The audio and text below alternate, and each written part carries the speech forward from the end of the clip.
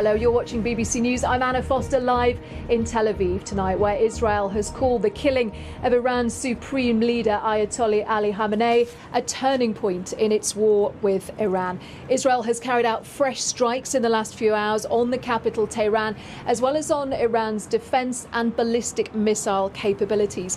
Now, in response, Iran has launched missile barrages again, lots of them in the last few hours, back here towards Israel. We know at least 10 people have been killed in strikes on residential buildings here in Tel Aviv and in Beit Shemesh, which is about 30 kilometers away from Jerusalem.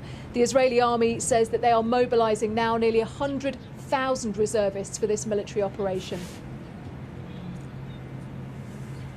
Amid that action, the U.S. is now reporting that 3 service members have also been killed in action. There have been further strikes from Iran reported in Dubai and the United Arab Emirates, Qatar's capital Doha, Bahrain, Kuwait, and Saudi Arabia.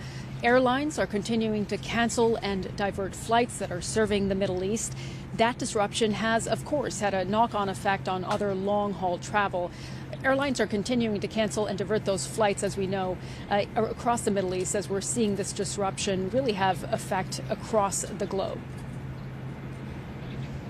It has been a momentous and a significant 24 hours in the region. Our World News correspondent Joe Inwood has the latest. Even amidst the heaviest US airstrikes seen in decades, they came out in huge numbers. Regime supporters on the streets of Tehran, mourning the death of the man who had been Iran's supreme leader longer than many will have been alive. This was the compound of Ali Khamenei, the 86-year-old cleric, utterly destroyed.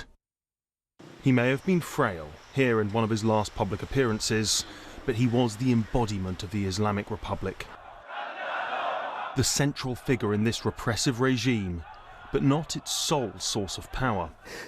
At first, Iran claimed he had survived, but in the early hours of this morning, this announcement on state TV. Imam Khamenei drank the sweet, pure draught of martyrdom and joined the supreme heavenly kingdom, the newsreader says. But not everyone in this country mourned his death. As the news spread, this was the capital, Tehran. Here, the western city of Shiraz.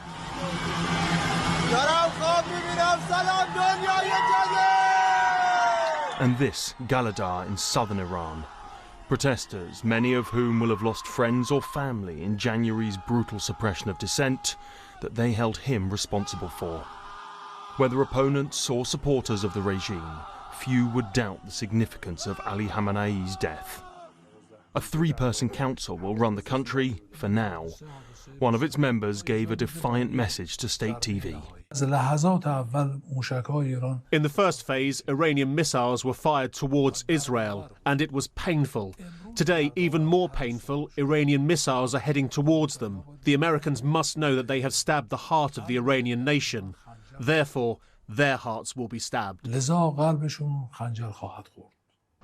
Knowing exactly what's happening on the ground in Iran is difficult.